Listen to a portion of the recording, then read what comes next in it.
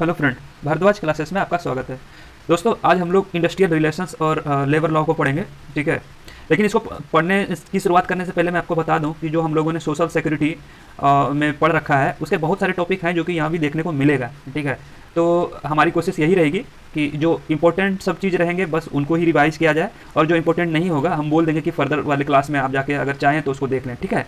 तो I hope कि आप लोग इस पर ज़्यादा वो नहीं करेंगे, ठीक है। तो चलिए हम लोग शुरू करते हैं लेबर लॉ को। देखिए, लेबर लॉ बोलने से ही साफ पता चल रहा है कि ऐसा लॉ या ऐसा लेजिस्लेशंस जो कि लेबर से रिलेटेड हो, है ना। तो अगर लेबर से रिलेटेड लॉ बनने की अगर इंडिया में शुरुआत की बात की जाए तो इसकी शुरुआत 19वीं सेंचुरी से ही हो जाती है। मतलब कि 19वीं सेंचुरी, मेरे कहने का मतलब अगर इंडिया में देखा जाए, अंग्रेजों ने 1809 में पहली बार रूल लाया था, ठीक है। लेकिन वो सब जो रूल्स थे, वो सब जो लॉज थे, कहीं ना कहीं अंग्रेज के फेवर में था, इंडियन के फेवर में नहीं था, ठीक है। तो जब अपना देश आज़ाद होने लगा, जब अपना देश आज़ाद हुआ, तो फिर हम लोगों का तो टारगेट था कि अपने देश को सोशलिज्म बनाना है, सोशलिज्म की ओर लेके जाना है। तो आप लोगों को भी पता है कि कोई भी समाज है, कोई भी सोशल है, वो किसी एक ही तरह के लोगों से मिलके नहीं बना होता है, उसमें बहुत तरह के लोग रहते हैं, ठीक है। जिसमें कि लेबरर्स भी होते हैं, बिजनेसमैन भी होते हैं, और भी बहुत टाइप के लोग होते हैं, है ना। बहुत लोग होते हैं जो कि गवर्नमेंट सेक्टर में भी जॉब करने वाले होते हैं। हालांकि उसको भी हम लोग देखेंगे कि कैसे वो सब भी लेबर लॉ के अंदर भी आता है ना। तो हम लोगों का मकसद था कि सोशलिज्म की ओर आगे बढ़ना है। तो सोशलिज्म को स्ट्रॉन्ग करने के लिए मतलब लॉ की तो ज़रूरत पड़ेगी ना। तो वो सब जो लॉ जो जिसकी ज़रूरत पड़ी, जो एक अलग डिपार्टमेंट का फिर हम लोगों ने मतलब गठन किया, तो वो सब लेबर से संबंधित रहा और फिर लेबर लॉ कहलाया, है ना। अगर इसके डेफिनेशंस की बात किया जाए तो वैसा लॉ या रूल जो वर्कर से संबंधित हो, वेजेस से संबंधित हो, वर्क स्टेटस, सोशल सिक्योरिटी से रिलेटेड हो, फिर labour welfare and employment and non employment की बात करता हो, तो ये सब जो सेक्टर्स है इसमें जो भी रूल्स बनेंगे वो सब क्या कहलाएंगे? लेबर लॉ कहलाएंगे, ठीक है। चलिए, अब अगर लेबर लॉ की बात करें, प्रेजेंट में अपने देश में लेबर लॉ कौन सी मिनिस्ट्री के अंदर में आता है, तो मैं आपको बता दूं कि ये एक अलग से ही मिनिस्ट्री है, ठीक है। Ministry of labour and employment, जिसके कि अभी अपने जो मंत्री हैं श्री संतोष कुमार ये गौनगार हैं, तो ये अपने मिनिस्टर हैं। ये चूँकि करंट की बात था तो मैं आपको बता दिया, ठीक है। आगे बढ़ने से पहले मैं एक बार और बता दूं कि ये जो आपका एग्जाम है ईपीएफओ, यहाँ पे आपको पता है कि मल्टीपल टाइप का क्वेश्चंस पूछने वाला है, जिसमें कि 4 आपको ऑप्शन है और इस 4 ऑप्शन में से आपको एक पिक करना है। तो इसीलिए ये चूँकि जो सब्जेक्ट है काफ़ी थियोरिटिकल है, तो मैं चाहूँगा कि जो मैं खुद ही कोशिश करूँगा कि जो अननेसेसरी फैक्ट्स हैं, जो अननेसेसरी वो सब टॉपिक्स हैं, उसको ना ही लूँ इसमें। लेकिन फिर भी अगर इसमें मैं कुछ चीज़ें होंगी जो कि मुझे इंक्लूड करना पड़ेगा, तो ये आपकी जिम्मेवारी है कि उसमें से जो भी बस काम की चीज़ें हैं आपको उनको मगअप करना है, फालतू की चीज़ों को अपने को याद नहीं रखना है, ठीक है। चलिए फिर आगे बढ़ते हैं। अब देखिए, जो लेबर लॉ है इसकी ज़रूरत ही क्यों पड़ी। तो हमने जैसा कि आपको बताया कि लेबर लॉ शुरू में जो आया है वो तो लेबर वेलफेयर को कह के, लेकिन वेलफेयर के लिए तो कम ही काम करता है, बट उसके एक्सप्लॉयटेशन के लिए ज़्यादा काम करता है। तो अगर ये जो अपने इंडिया में जो नए लेबर लॉ की बात किया जाए तो इसको लाने का जो ज़रूरत था, वो मेन ज़रूरत था कि जो एक्सप्लॉयटेशंस था, वर्कर का एक्सप्लॉयटेशन, उसको कम करने के लिए, जो कि उसके मैनेजरों के द्वारा किया जाता था, ठीक है।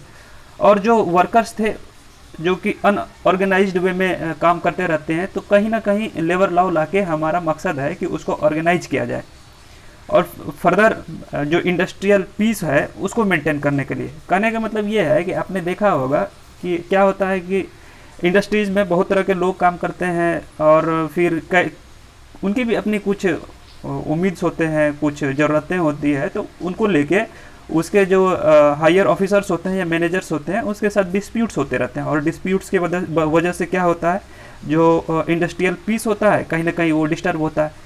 तो अगर एक अच्छा लॉ बन जाए, एक अच्छा लेबर लॉ बन जाए, तो फिर जो इंडस्ट्रियल पीस है वो पीस तो मेंटेन रहेगा ना। फर्दर आईएलओ का भी रिकमेंडेशंस आता है कि आपको जो है लेबर लॉ बनाना है। जो भी आईएलओ आप लोगों को पता होगा, industrial labour international labour organisations, उनके जितने भी सदस्य देश हैं उनको फिर ये रेकमेंड किया जाता है कि जो है अगर आपको इसके सदस्य बनना है तो फिर आपको अपने कंट्री में लेबर लॉ लाना होगा। फर्दर अचीविंग सस्टेनेबल प्रोडक्टिविटी, आप लोगों को भी पता होगा कि सस्टेनेबल गोल डिसाइडेड किए गए हैं जो कि अपने मतलब कि पूरे वर्ल्ड की अगर बात की जाए 17th है। तो अगर सस्टेनेबल गोल को अचीव करना है तो कहीं ना कहीं आपको सस्टेनेबल प्रोडक्टिविटी की तरफ आगे बढ़ना होगा। तो जैसा कि हम लोगों का एम है कि सस्टेनेबल गोल को अचीव करना, तो अगर हमको सस्टेनेबल गोल अचीव करना है तो सस्टेनेबल प्रोडक्टिविटी की ओर आगे बढ़ना ही होगा और उन्हें हमें अचीव करना होगा, जो कि संभव है एक अच्छे लेबर लॉ से। फर्दर हेल्थ सेफ्टी और वेलफेयर की अगर बात की जाए तो वो भी वर्कर्स को तभी सिक्योर हो पाएगा जब तक कि एक अच्छा लेबर लॉ ना बन जाए। तो ये सब था ज़रूरत लेबर लॉ लाने का। चलिए अब नेक्स्ट चलते हैं कि ये जो लेबर लॉ है आखिर इनका प्रिंसिपल क्या है, ये किस आधार पे काम करता है ना। तो इसके अगर मेन प्रिंसिपल की बात किया जाए तो टोटल 4 हैं। वो है आपके social justice, national economy, social welfare and international सॉलिडेटरी। But अगर मॉडर्न प्रिंसिपल की बात किया जाए तो ये सब आपके मॉडर्न प्रिंसिपल हैं, जो कि आपके हैं principle of safety, principle of social justice, principle of welfare, social security principle, prevention principle, principle of economic development. ये सब जो है आपके मॉडर्न प्रिंसिपल है। जैसा कि हमने आपको बताया कि आपको ऑब्जेक्टिव टाइप के ही क्वेश्चंस आएंगे, तो आपको सब्जेक्टिव पे ज़्यादा नहीं जाना है, लेकिन बहुत सारी चीज़ें हैं जो कि हमको यहाँ पे समझाना जरूरी है, तो हम वो सब इंपॉर्टेंट सब चीज़ों को यहाँ पे इंक्लूड किए हैं। बस आपको यहाँ पे एक बार जो है देख लेना है कि कहीं अगर गलती से इन सब टाइप का कोई क्वेश्चंस देखने को मिले तो एटलीस्ट आप जो है ऑप्शंस को एलिमिनेट कर पाएँ। ठीक है, आगे चलते हैं टाइप ऑफ लेबर लॉ। देखिए लेबर लॉ के जो टाइप्स है उसको मेनली 5 टाइप में कैटेगराइज किया गया है, जो कि आपका regulative labour legislative, protective labour legislative, labour welfare fund legislative, social security legislative, wage related labour legislative. ये जितने भी लेजिस्लेशंस हैं, ठीक है, ये सारे के सारे लेजिस्लेशंस को हम लोग डिटेल से चैप्टर वाइज जब आगे पढ़ेंगे तो फिर हम उसको देखेंगे। आज तो हम लोगों का इंट्रोडक्टरी क्लास है, तो बस हम लोग देख लेते हैं कि हम लोगों के कोर्स में क्या क्या है, हम लोगों को करना क्या क्या है ना। फिर हम लोगों को देखना है कि जो इंडियन लेबर लॉ है, इंडियन लेबर लॉ को आप किस तरह से क्लासीफाई करेंगे। जो अभी आपने देखा था जो लेबर लॉ का क्लासिफिकेशन, वो ब्रॉडली इंटरनेशनली जो पूरे दुनिया में है उसको वो मेनली 5 तरीके से कैटेगराइज किया गया है। लेकिन अगर इंडियन जो लेबर लॉ है उसके परिदृश्य में बात किया जाए तो उसमें कुछ अलग है, कुछ बातें हैं जो कि मतलब जो इंटरनेशनल लेबर लॉ है उससे थोड़ा अलग है। हम लोग कहीं ना कहीं किसी सेक्टर में पीछे हैं, या कुछ ऐसी भी धार्मिक या और सारी कुछ मान्यताएं हैं जिसको लेके हमको कुछ अलग से लेबर लॉ को डिसाइड करना पड़ा है। तो वो सब जो है different category, different classification Indian labour law के, वो कुछ इस प्रकार हैं। Labour law related to industrial relations, related to wages, related to working hour, service conditions, related to women equality and empowerment, further poor and deprived sections of society, और फिर social security, जो कि हम लोगों ने ऑलमोस्ट कर रखा है। अब 1 से 2 क्लास में सोशल सिक्योरिटी को हम लोग कंप्लीट कर लेंगे। ठीक है, तो जो लेबर लॉ है आपको बता दूं कि वो सोशल सिक्योरिटी से भी रिलेटेड है। बहुत सारे ऐसे चीज़ें हैं जो कि एक दूसरे से मर्ज करती है, तो वो सब चीज़ों को हम लोग देखते चलेंगे। ठीक है, अब है लेबर लॉ रिलेटेड जो प्रोविजंस हैं इंडियन कॉन्स्टिट्यूशंस में, वो सब कौन कौन से प्रोविजंस हैं उसको एक बार देख लें। देखिए हमारा जो कॉन्स्टिट्यूशंस है उसकी शुरुआत प्रीएम्बल से होती है ना। आप प्रीएम्बल में ही शुरू में ही देखेंगे कि इसमें सोशलिस्ट की बात की जाती है, जो कि सोशलिस्ट आपको पता होगा 42nd अमेंडमेंट जब होता है इस कॉन्स्टिट्यूशंस में, अपने संविधान के 42वें संविधान संशोधन में ये जो सोशलिस्ट वर्ड है लाया जाता है। तो सोशलिस्ट क्या है, एक मतलब समाजवादी जो सोसाइटी है वो तो तभी बन पाएगा ना कि किसी समाज में जितने तरह के लोग होते हैं, मतलब हर एक तरह के लोगों पे आप ध्यान दें, तो हर एक तरह में आपके सभी लोग आ जाएंगे ना। बिजनेसमैन हो गए, फिर लेबरर्स हो गए, कुछ और भी जो भी सर्विसेज वाले लोग होते हैं वो सारे आएंगे। अब अगर उन सारे को देखना है, उन सारे पर ध्यान देना है, उन सारे को लेके मतलब आपको लॉ बनाना है, तो कहीं ना कहीं आप लेबर के लिए भी तो लॉ बना रहे हैं ना। तो इस तरह से आप लेबर लॉ को प्रीएम्बल में दिए गए जो सोशलिस्ट वर्ड है उससे रिलेट कर सकते हैं। फर्दर आपको भी पता होगा जो जस्टिस है, ठीक है, 3 तरह के जस्टिस की बात करता है, जिसमें कि आपका पॉलिटिकल हो गया जस्टिस, फिर सोशल एंड देन इकोनॉमिकल। ये जो 3 तरह का जस्टिस है, इसमें अगर आप सोशल और इकोनॉमिकल जस्टिस को देखें तो ये कहीं ना कहीं लेबर लॉ से रिलेटेड है ना, समझ रहे हैं ना आप। उसी तरीके से आप देखेंगे कि जो लिबर्टी है, इक्वलिटी है, फिर फर्टर्निटी है, ये वर्ड जो कि फ्रेंच रिवॉल्यूशन से लिया गया है, उसमें भी आपको लेबर लॉ के कुछ जो है इमेज दिखेगा, है ना। चलिए आगे बढ़ने से पहले मैं आपको एक बात पूछना चाहूँगा और चाहूँगा कि आप लोग कमेंट करें कि ये जो जस्टिस है, जो 3 तरह के जस्टिस हैं, पॉलिटिकल जस्टिस, इकोनॉमिकल जस्टिस, फिर सोशल जस्टिस, ये तीनों जस्टिस कौन से रिवॉल्यूशन से लिया गया है। हालांकि हमको उम्मीद है कि आप लोग पॉलिटी में पढ़ लिए होंगे, अगर आपको पता है तो कमेंट में ज़रूर करें, ठीक है। देखते हैं कितने लोग सीरियस हैं। चलिए आगे चलते हैं। जो हम लोगों ने देखा कि प्रियम्बल में किस तरीके से लेबर लॉ को जो है संरक्षित किया गया है, उसके संरक्षण से लेके कुछ बातें की गई है, कुछ वर्ड है जो कि हमने लेबर लॉ से रिलेट किया। अब अगर आगे चलते हैं तो हम देखते हैं कि फंडामेंटल राइट में बहुत तरह के राइट देखने को मिलेगा जो कि लेबर लॉ से रिलेटेड है। वो राइट आपका है राइट टू इक्वलिटी और right to freedom. Right to equality में भी अगर हम बात करें आर्टिकल 16 की बात करें तो ये हमको क्या बताता है कि जो रिक्रूटमेंट है वो रिक्रूटमेंट में इक्वलिटी होना चाहिए, ठीक है। तो ये आपको कहाँ से देखने को मिल रहा है, ये आपको राइट टू इक्वलिटी में देखने को मिल रहा है, वो भी आर्टिकल 16 में। तो अगर रिक्रूटमेंट में इक्वलिटी की बात हो रही है तो कहीं ना कहीं लेबर से संबंधित है ना, तो ये भी लेबर लॉ को एक तरह से संरक्षण देता है ना। तो ये लेबर लॉ को प्रोविजंस देता है, आप इस तरीके से बोल सकते हैं। फर्दर जब हम आगे मूव करते हैं इसी फंडामेंटल राइट में, तो हम देखते हैं राइट टू फ्रीडम के आर्टिकल 19 में जब हम जाते हैं तो हमको पता चलता है कि हम देखते हैं कि उसमें जो अधिकार दिया गया है सारे इंडियंस को, बोलने का अधिकार दिया गया है, फिर यूनियन बनाने का, ग्रुप्स बनाने का अधिकार दिया गया है, और तो और मतलब कोई भी बिजनेस करने का अधिकार दिया गया है। तो इसमें यूनियन बनाने का जो अधिकार है, जो कि आप देखते होंगे किसी भी कारखाने में ज़रूर यूनियंस होते हैं, और ये यूनियंस ही होते हैं जिसके वजह से वहाँ पे जो हड़ताल होती है ना, और जो घेराव होती है, ये सब यूनियंस का काम है। अगर कुछ ऐसा बदलाव होता है या कुछ ऐसी बातें हो जाती है जिससे जो वहाँ के एम्प्लॉयर होते हैं और एम्प्लॉय होती हैं, दोनों के बीच में डिस्प्यूट्स होते हैं, तो वो अगर एम्प्लॉयर अपने मन से कुछ ऐसा करता है, या यानी कि जो भी आप आई होप कि समझ पा रहे होंगे, एम्प्लॉयर एंड एम्प्लॉई के बीच में जो कुछ डिस्प्यूट्स होता है, अगर वो अच्छे से क्लियर नहीं होता है, तो फाइनली जो यूनियन वाले लोग होते हैं वो बीच में आके मतलब कि जो एम्प्लॉय होते हैं उसके हक की बात करते हैं और उसको हक दिलाते हैं, है ना। तो ये सब जो ग्रुप बनाने और यूनियन बनाने की बात है वो राइट टू फ्रीडम से निकल के आता है, जो कि आर्टिकल 19 यानी कि आर्टिकल 19 जो है अधिकार देता है। तो एक तरह से ये भी लेबर को संरक्षण देता है ना।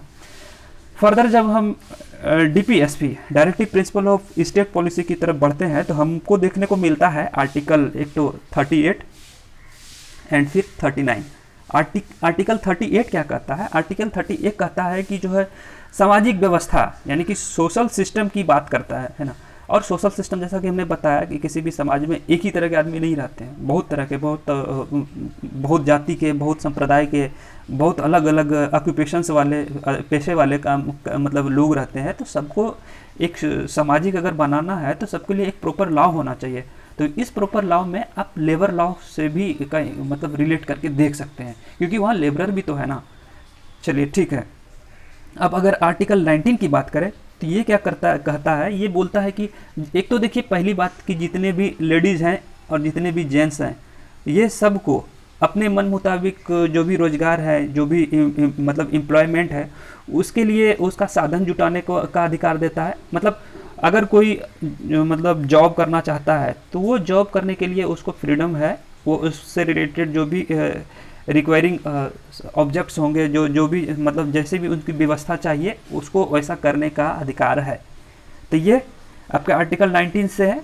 और फिर अगर लेडीज़ और जेंट्स है वो किसी ऑर्गेनाइजेशंस में काम कर रहा है और सेम तरह के काम कर रहा है तो उसको सेम ही यानी कि इक्वल ही उसको वेतन मिलना चाहिए। यानी या यूँ कहें कि जो समान कार्य है तो उसके लिए समान पैसे यानी समान वेतन की बात करता है आर्टिकल 19, जो कि आपके DPSP से निकल के आता है। तो इस तरीके से हम देखते हैं कि जो हमारा इंडियन कॉन्स्टिट्यूशंस है वो भी लेबरर्स के लिए या लेबर लॉ को प्रोविज़न देता है, उसको संरक्षण देता है।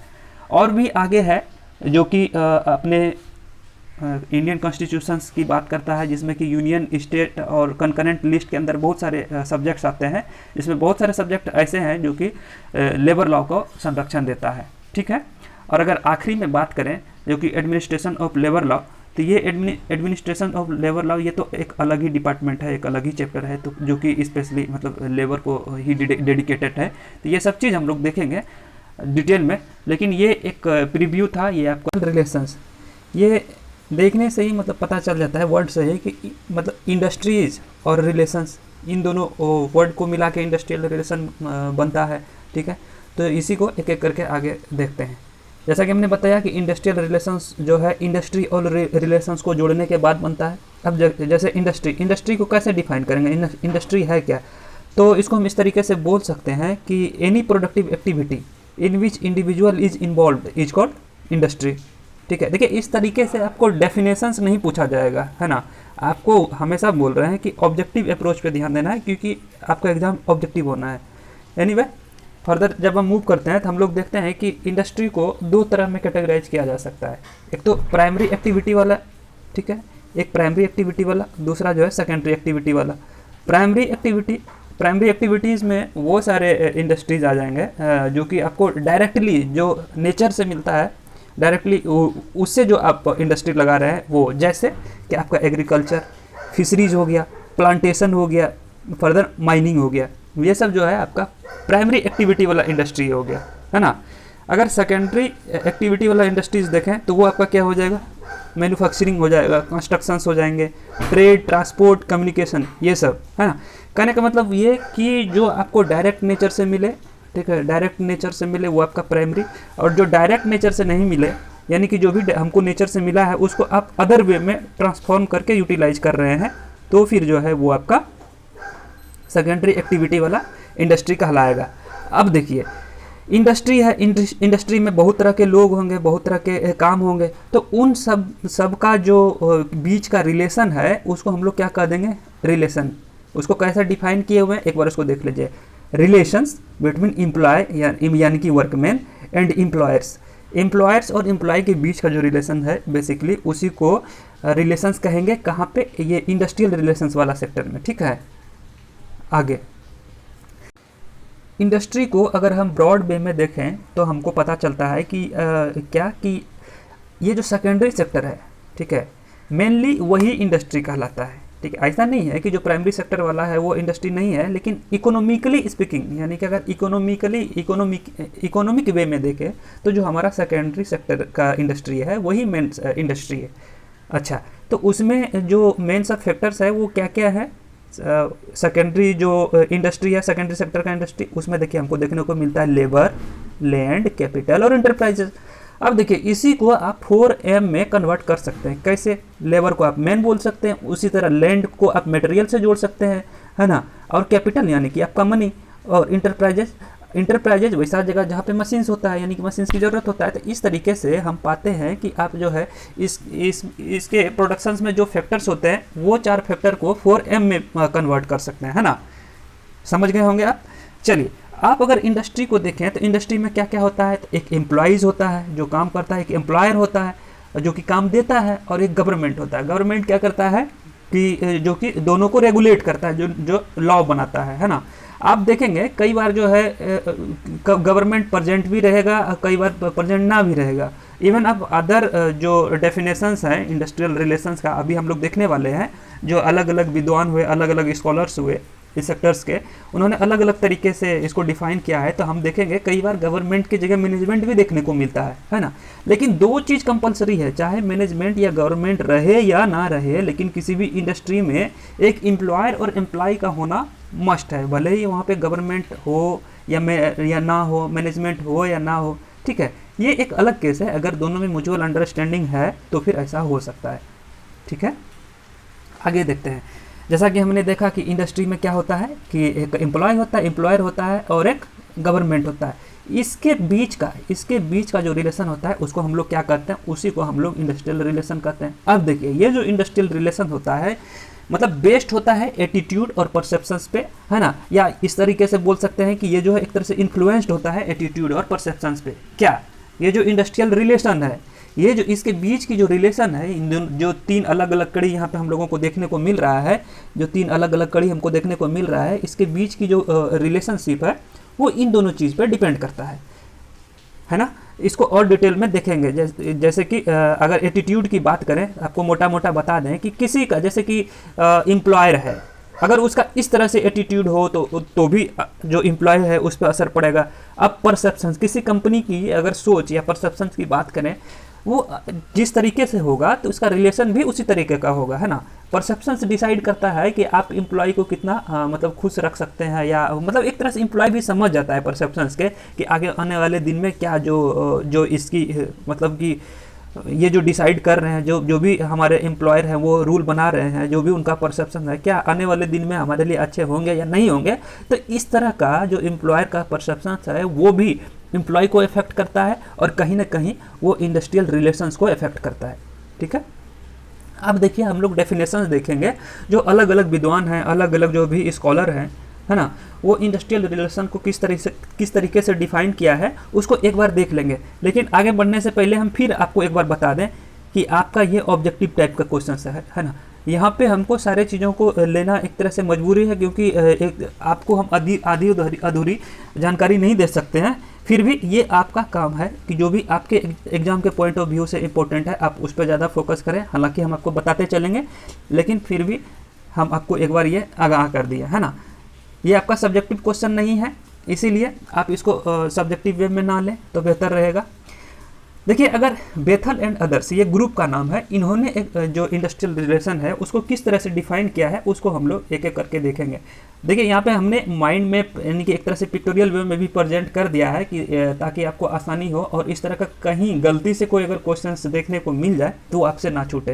हालांकि इन सब सब्जेक्ट से बहुत टफ क्वेश्चन कभी भी नहीं बनता है, आप अगर एक बार ऊपर भी देख लिए तो आपका काम बन जाएगा।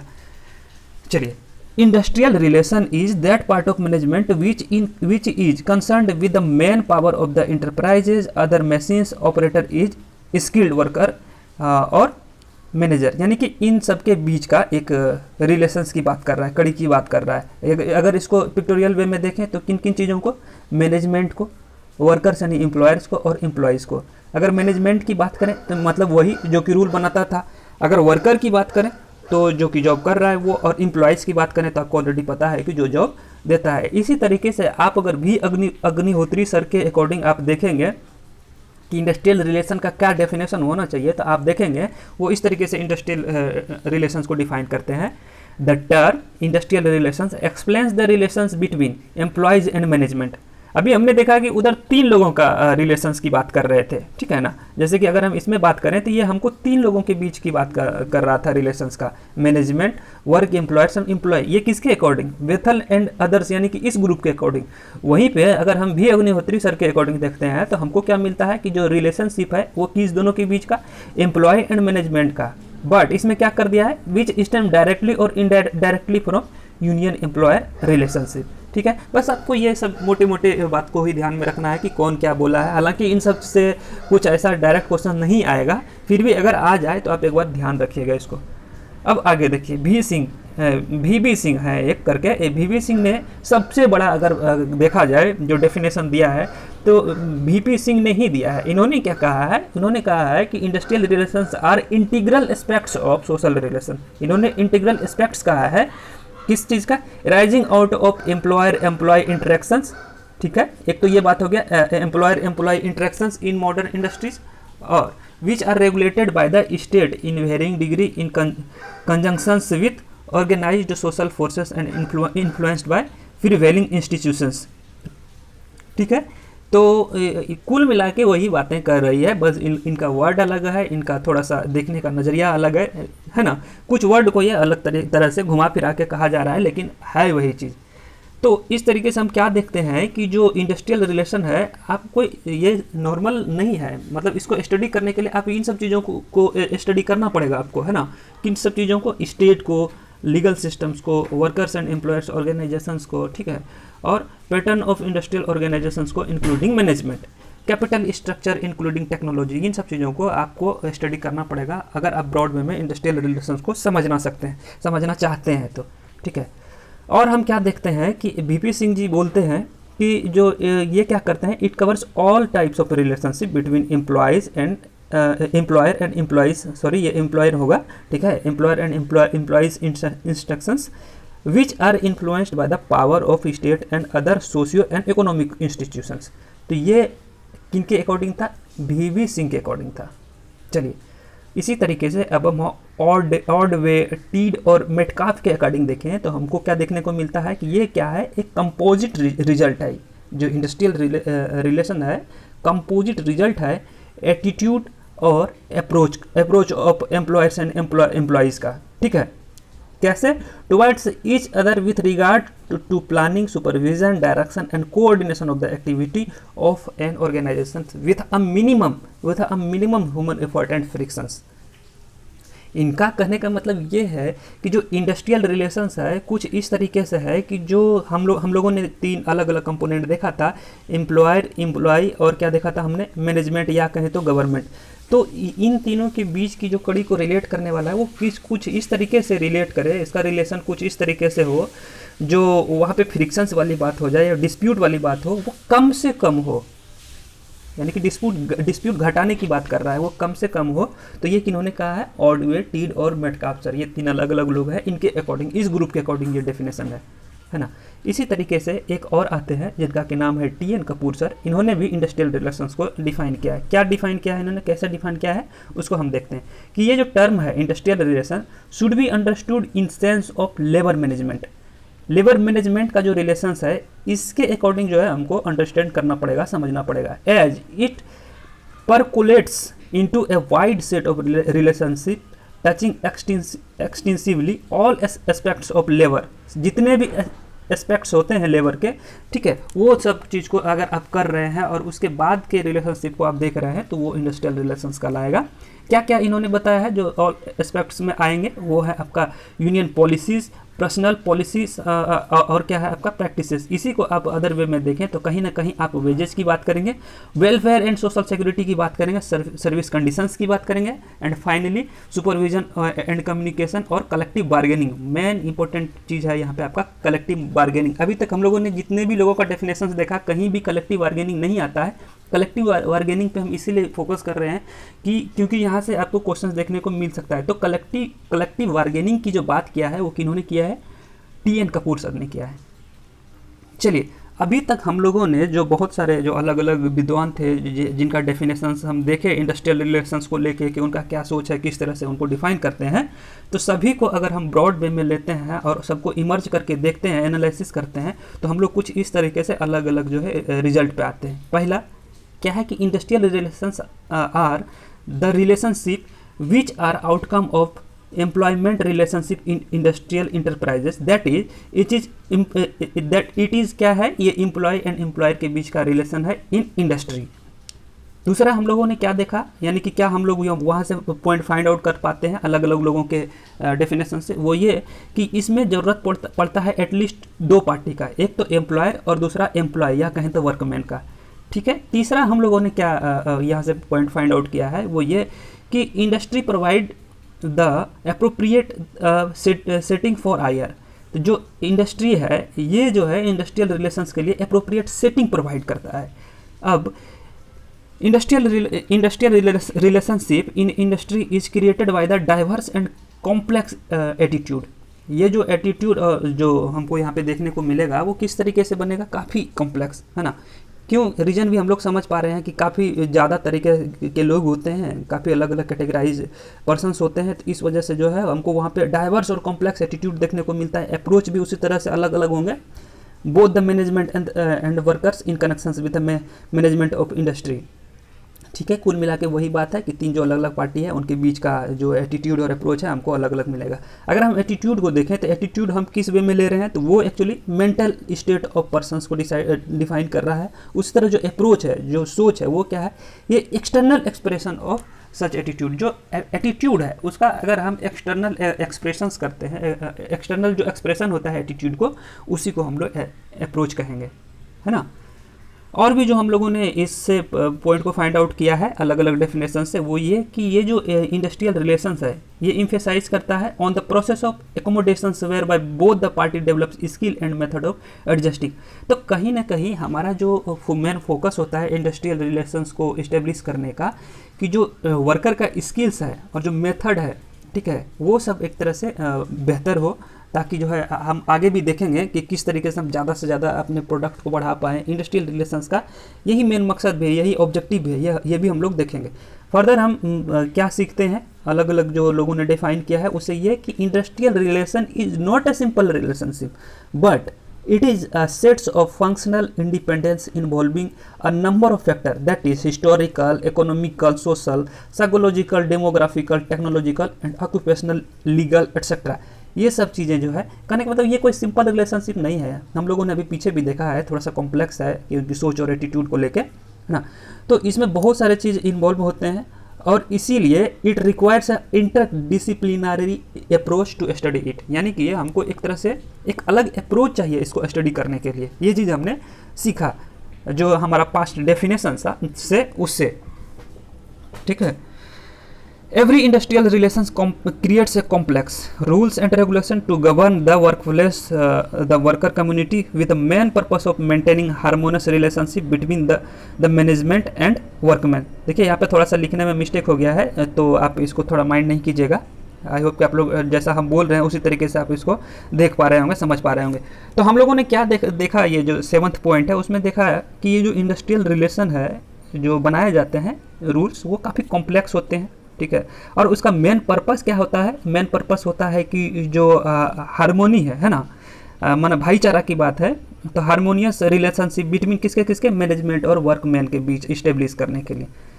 फर्दर हम लोग अगर स्कोप की बात करें, इंडस्ट्रियल रिलेशंस के स्कोप की बात करें, तो इसको कुछ इस तरीके से हमको देखने को मिलेगा कि जो industrial relations between employees and employer in day to day hence it is continuous relationship which include, तो ये बात कर रहा है कि ये सब चीज़ों को इंक्लूड कर रहा है। पहला कि रिलेशनशिप जो है एमंग किसके बीच का, एम्प्लॉयज़, देयर सुपीरियर और मैनेजर, सॉरी यहाँ 2 बार आ गया है फिर से, यानी कि एम्प्लॉयज़ का और उसके सीनियर के बीच का जो भी रिलेशनशिप होगा उसको इंक्लूड करेगा, है ना। Collective relationship between trade union and management, यानी कि ट्रेड यूनियन और मैनेजमेंट के बीच का कलेक्टिव रिलेशनशिप को ये मतलब मेंटेन करेगा, एक तरह से देखने को मिलेगा। और कलेक्टिव रिलेशनशिप इन सब के भी बीच का, ट्रेड यूनियन के बीच में, एम्प्लॉयर एसोसिएशन के बीच में और गवर्नमेंट के बीच में। तो ये हम लोगों का स्कोप था। उसी तरह अगर हम लोग इंडस्ट्रियल रिलेशंस के ऑब्जेक्टिव की बात करें तो कुछ ये सब पॉइंट हमको मोटा मोटा देखने को मिलता है, तो हम लोग इसको एक बार देखते हैं क्या है। पहले पॉइंट की अगर हम बात करें तो इसका जो मेन ऑब्जेक्टिव है इंडस्ट्रियल रिलेशनशिप का, वो ये है कि to safeguard the interest of labour and management by securing high level of mutual understanding and goodwill across all section of industry, ठीक है। तो ये एक ऑब्जेक्टिव हो गया। दूसरे अगर ऑब्जेक्टिव की बात करें, to raise the productivity of a higher level, ठीक है, यानी कि प्रोडक्टिविटी बढ़ाने की बात करता है। जो मेन ऑब्जेक्टिव है इंडस्ट्रियल रिलेशनशिप का कि वो प्रोडक्टिविटी को बढ़ाना है ना। और क्या है, टू अवॉइड इंडस्ट्रियल कॉन्फ्लिक्ट्स, जो इंडस्ट्रियल कॉन्फ्लिक्ट्स होते हैं, जो झगड़े होते हैं, उसको ख़त्म करने के लिए भी हम लोग जो है इंडस्ट्रियल रिलेशंस को देखते हैं और ये इसका मेन ऑब्जेक्टिव है। फर्दर अगर हम बात करें तो to establish maintain the industrial democracy, हम इंडस्ट्रियल डेमोक्रेसी को भी मेंटेन करना। तो उसी तरह से अगर हम 5वें पॉइंट को देखें तो हमको पता चलता है कि क्या ऑब्जेक्टिव है इंडस्ट्रियल रिलेशंस का, तो वो ये है कि to bring about government control so that, मतलब कि ये क्या करने के लिए, जो रनिंग लॉसेस होता है उन सबको कम करने के लिए, जो लॉस वगैरह भी होता है उसको कम करना भी एक तरह से इसका ऑब्जेक्टिव है। Further to minimise the strike, lockout, gherao, यानी कि जो स्ट्राइक होता है, लॉकआउट होता है, घेराव, इन सब से काफ़ी नुकसान हो जाता है, तो इसको भी कहीं ना कहीं कम करने का टारगेट होता है इंडस्ट्रियल रिलेशनशिप को इस्टेब्लिश करने का, है ना। तो इसीलिए इसके ऑब्जेक्टिव में ही इसको हमको देखने को मिलता है। And other pressure tactics by providing better wages and working conditions, तो जो अलग अलग तरीके जो जिससे कि प्रेशराइज किया जाता है ज़्यादा से ज़्यादा वेजेज करने के लिए और वर्किंग कंडीशंस को बेहतर करने के लिए, तो कहीं ना कहीं ये भी एक ऑब्जेक्टिव है इंडस्ट्रियल रिलेशंस का। तो इस तरीके से हम लोगों ने इंडस्ट्रियल रिलेशंस को देखा, ठीक है। देखिए हम आपको एक बार फिर बता देते हैं, चूंकि ये ऑब्जेक्टिव बेस्ड एग्जाम है इसलिए हम जो है हर एक टॉपिक का, जो भी हर एक आपका सब्जेक्ट है उसमें टॉप 100 MCQ लाएंगे, ठीक है। तो आप लोग अभी जो है ये पहले एक बार जो है ब्रॉड वे में सब बता देते हैं, उसके बाद जैसे ही कोर्स कंप्लीट होगा, हाँ, उसके बाद हम लगभग 100 जो है टॉप MCQ को भी रखेंगे। तो आप जुड़े रहें तो ज़रूर कहीं ना कहीं आपको इस एग्ज़ाम में हमारे चैनल से फ़ायदा होगा, ठीक है। तो ठीक है, मिलते हैं नेक्स्ट क्लास में। लेकिन ज़्यादा ज़्यादा एक बार फिर बता दें कि सोशल सिक्योरिटी का जो है मतलब कि हम लोगों ने ऑलमोस्ट कवर कर लिया है। लगभग 3 से 4 क्लास हो रखे हैं, 1 से 2 क्लास में उसको पूरा मकअप कर देंगे, कंप्लीट कर देंगे। ठीक है, तो ठीक है, मिलते हैं नेक्स्ट क्लास में। Thank you.